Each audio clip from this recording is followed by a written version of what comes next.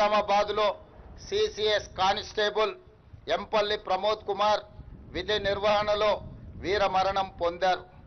భర్త ప్రమోద్ను పోగొట్టుకున్న అతని భార్య ప్రణీతకు అతి చిన్న వయసులోనే తండ్రిని కోల్పోయిన అతని ముగ్గురు కుమారులకు వారి కుటుంబానికి ప్రభుత్వం అండగా ఉంటుంది.